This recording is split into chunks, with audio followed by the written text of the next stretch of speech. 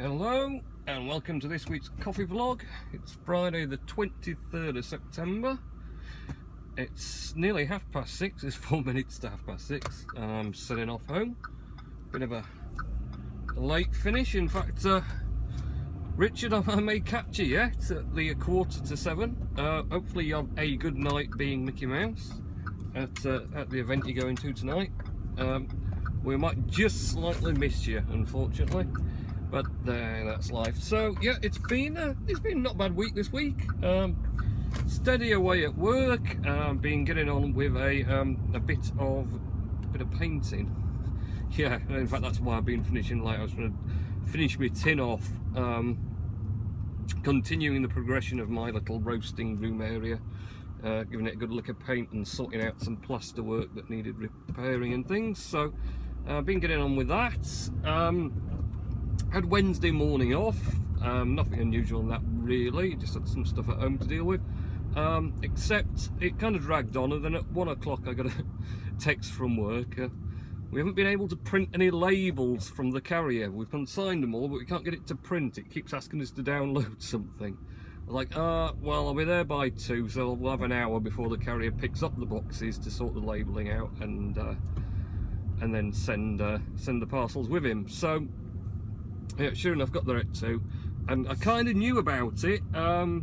We use Interlink Express, which is part of DPD, and they used to use a web browser login. You logged in via the web browser, and then you printed your labels via that. They've now created an app, which you download, well, a program on Windows, but it doesn't support Windows XP. It's only 7 or higher. And of course, the laptop that we use in the warehouse to do all the labelling was Windows XP. So of course, although they were downloading the thing, it wasn't actually working because... just check that no one's going to try and cut across to the town like they tend to do all the time. And then... so yeah, the app wasn't working because it needed, it was Windows XP. Didn't need to be Windows XP. Sneaky, everyone's going in all directions. Yeah, so bit of a problem. So I dragged out Windows 10 touchscreen tablet I've got. It's not really a tablet. It was a Dell Mini 10 many years ago. A little netbook, and I ripped it apart and put a touchscreen on top of the screen, got rid of the lid entirely, and dumped the screen on top of where the keyboard would have been, which I also got rid of, and turned it into a little tablet. And it still works alright, except the hard drive died a few weeks back. Well, it didn't die, I think it hibernated, because it's what I use now for my roasting profiling, with the 1 kilo roaster, and I was using it on battery power at the time, and it obviously ran out of battery and shut off. But somehow when it shut off on the battery, it must have just done it suddenly or something, and it ended up causing the drive to go into, well, the main primary partition to go into raw mode. I don't know, apparently it does happen. I've never known it before, but yeah. So basically all the data's on there, but the directory table has been lost somehow because of that sudden shutdown. So it doesn't know where the data is. So I'm going to recover all that at some point. But in the meantime, I just got an SSD for it because I found like a 120 gigabyte one for 30 quid on Amazon delivered, which I thought 30 quid's not bad. It seemed to have decent read-write speeds, but to be fair, like say, that netbook is pretty aged, and I don't even think the SATA speeds are going to be that up to much to be quick enough to match up the speed it could do. But I mean, it seems to run a bit swifter than it did with the old drive. So anyway, by the by, so I grabbed that, put the program on it, plugged it into the label printer. The one good thing that they have done of DPD is they integrated the printer driver installation software to the program, so you don't have to faff about hunting about for the Citizen label printer software as you did before. So that was good, because then you sort of plugged the printer in, then ran the program, and it installed the driver for the printer, so I was able to print them off straight away. Great stuff. Then I had to set about installing Windows 7 on the laptop that we had XP on, in the hope of using that one, mainly because... how's Audi doing? He's looking like he's wanting to pass me. don't know where he's come from either. I don't know if he drifted across from somewhere else or not. Yeah, howdy drivers. Bad news. So yeah, I had to put Windows 7 on it because that older laptop, it doesn't boot from USB. My God, how aged. And obviously the CD-ROM drive in the laptop is only a standard CD, and you'd need a DVD for the size of Windows 10 to install. So no chance of installing Windows 10. So Windows 7, of course, you install Windows 7, the disk I've got is like the original one, so then it's going to update Service Pack 1, then update Service Pack 2, and all that faffing about. So while it was doing that, I also installed Windows 10 on another netbook, which is actually an Advent 4211, which used to be also the MSI Wind, which again, many years ago, I'm probably going back 7 years now maybe, or more, I used to have a lot of those about because they used to be great for hackintoshing, for running Leopard and Snow Leopard on as netbooks. Which really sort of Hackintosh is how I got into Apple OS on computers. Really, I started with those netbooks. In fact, I started with a Sony big laptop. I Hackintoshed with an external drive. That was initially, and that was right when the first iPhone came out. Really, because a lot of the jailbreak tools at the time only came out on Mac, so. I did that sort of hackintoshing to cover that, and then sort of progressed from there and moved up, and eventually, obviously, I moved to proper Macs, so I don't really need to be doing that anymore. But as a side note, on these Advent laptops, I started picking these up and repairing them, refurbing them, because I found a lot of people were having like the hard drive dirty, and they're just sticking on an eBay to sell them, even though, you know, it was pretty simple to replace a hard drive or whatever else. So I picked quite a few up and did some repairs on them. Brave move there by the four-wheel drive. And strangely, Mr. Audi now is miles back. I don't know what's going on with him. So I'd repaired them, and I had quite a good also run with doing the Advent netbooks had built in like a recovery partition, and you could boot and then install the Windows XP software with everything on it back onto a USB hard drive to then obviously restore if you had a hard drive failure or whatever else, and it included all the drivers and everything.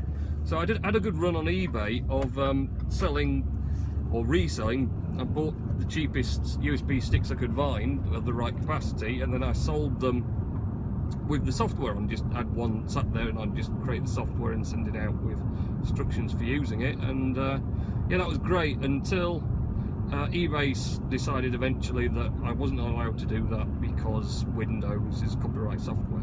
But you know, it was a service to people. They were effectively getting a USB stick, and as a bonus they got on it that recovery software for their little netbook, and it had all the drives and everything in. So, but it was a good run while I had it. It was quite a good deal, that. So anyway, yeah, so I decided I had one of those left over. I'd never finished refurbing. It only got some slight problems with the edges of the screen display. Some of it wasn't showing around the edges, but it still felt perfectly functional. And of course you can use an external display as well. So thought I'll stick Windows 10 on that, because I'd already done one previously for the youngest and it worked fine. So stuck Windows 10 on that, and it was quicker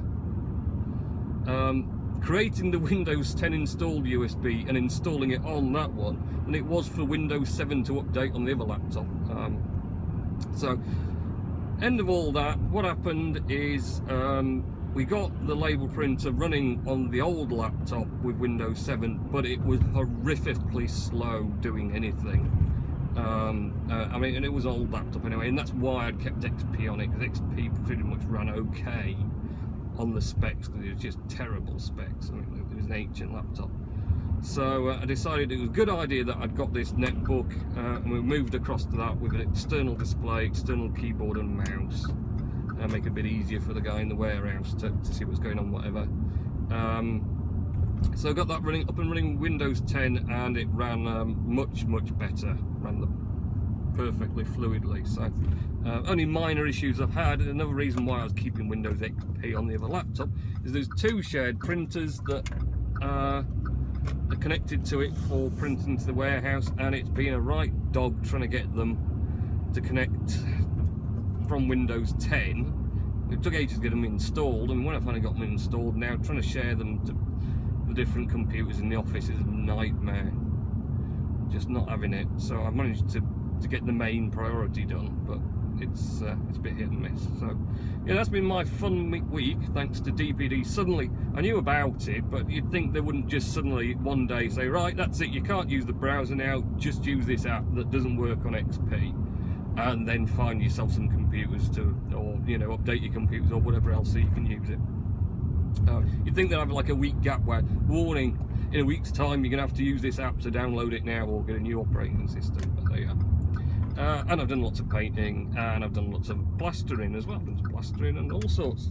So it's been it's been a fun week. And then, of course, the main thing, the important thing, Tuesday, the Death Star DLC came out for Star Wars Battlefront, and it is fantastic. I did indeed spend a large amount of time Tuesday night playing the hell out of that game, and it's very good.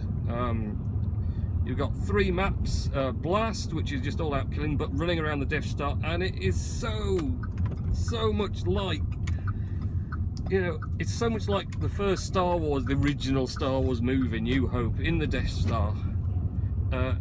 When they were sort of running around there, it's just like it. You've even got the trash compactor bit as well that you can run into, go around there, and you've got the